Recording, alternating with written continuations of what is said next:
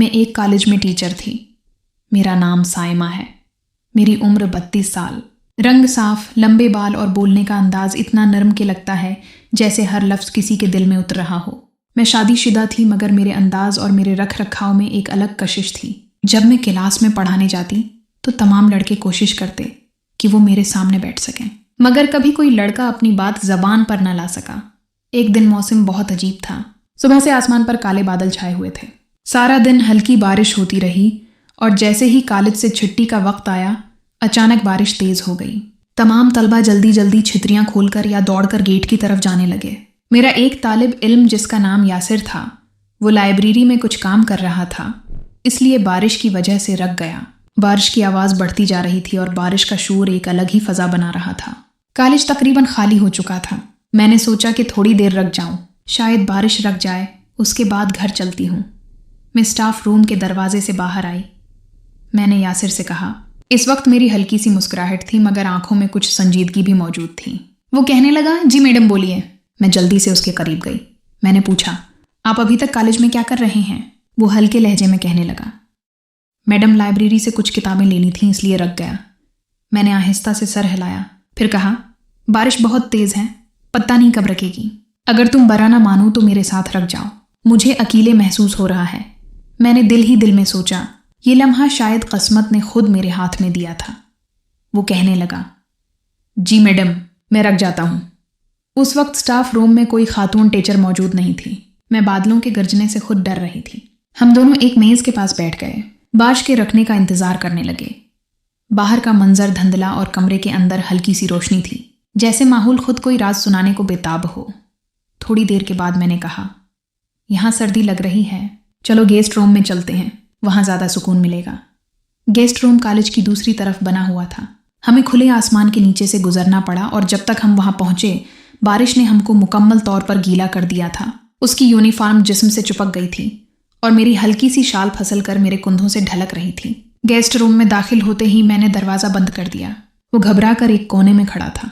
मैंने उसे गौर से देखा, फिर हल्की सी मुस्कुराहट के साथ कहा, यासिर, तुम बाहर जा सकते हो, मैं अपने कपड़े थोड़े सूखा लूँ। वो फ़ौरन दरवाजे की तरफ जाने लगा, लेकिन मैं जानती थी कि उसके दिमाग में एक तूफान चल रहा था। बारिश की खुशबू, भीगे कपड़ों का लम्स और वो कशिश जो बरसों से उसके दिल में थी, मुझे सब महसूस हो रहा था। वो बाहर जाकर दीवार के पास खड़ा हो गया। फिर उसने हल्का सा दरवाज़ा खोला। अंदर देखा तो मैं अपनी शाल को नचोड़ रही थी। मेरे बाल कुंधों पर बखरे हुए थे। मैं दुपट्टा हटाकर अपने बालों को संवार रही थी।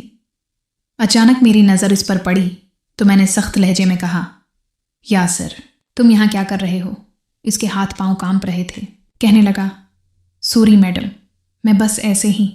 मैंने उसकी तरफ देखा, फिर थोड़ा उसके करीब चली गई। मेरी आंखों में गुस्से से ज़्यादा सवाल था, क्या तुम हमेशा से मुझे ऐसे ही देखते रहे हो?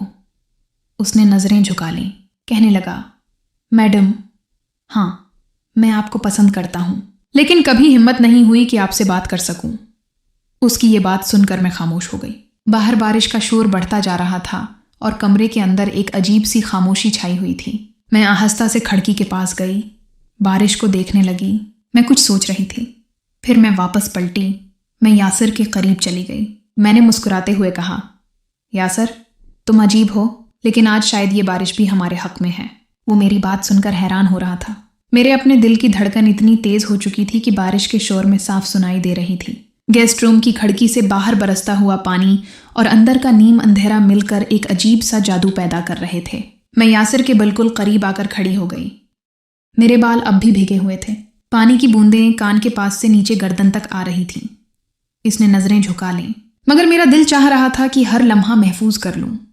मैंने आहिस्ता से कहा, यासिर, तुम जानते हो शादी के बाद जिंदगी हमेशा वो नहीं रहती जो हम सोचते हैं।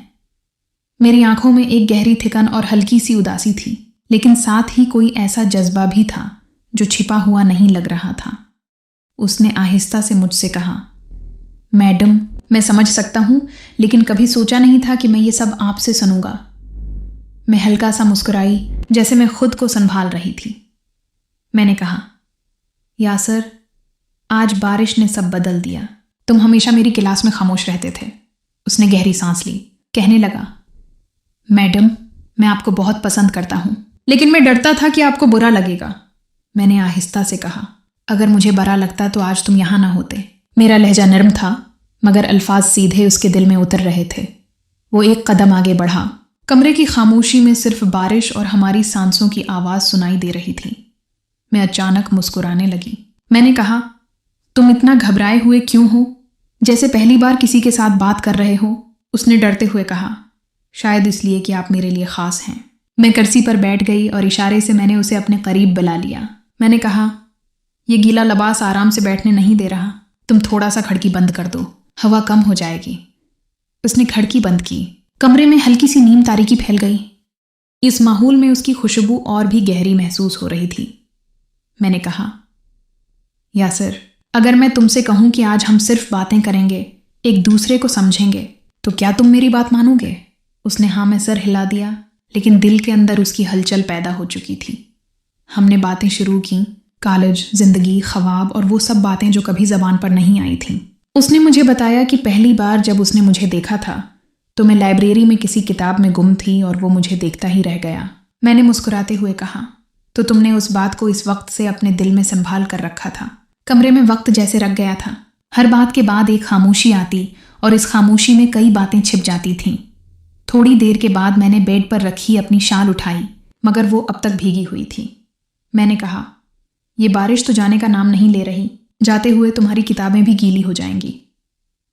वो कहने लगा, किताबों की फिक्र बाद में कर लूंगा, अभी तो बस ये लम्हा यादगार लग रहा है। मैं उसकी तरफ देखे जा रही थी। फिर मैंने आहिस्ता से कहा, यासर, तुम अजीब हो लेकिन अच्छे भी बहुत हो। एकदम गरजदार बारिश की आवाज़ आई। एक लम्हे को मैं उसके करीब हो गई। मुझे ये आवाज़ हमेशा डरा देती थी। मैंने उससे कहा कि मुझे उस आवाज़ से डर लगता है। उसने मुझे तसल्ली देने की कोशिश की। कहने लगा, आप डरो नहीं, मैं आपके साथ हूँ। इसकी बात सुनकर मैं मुस्कुराने लगी। मैंने कहा, हाँ, आज तुम हो और शायद यही काफ़ी है।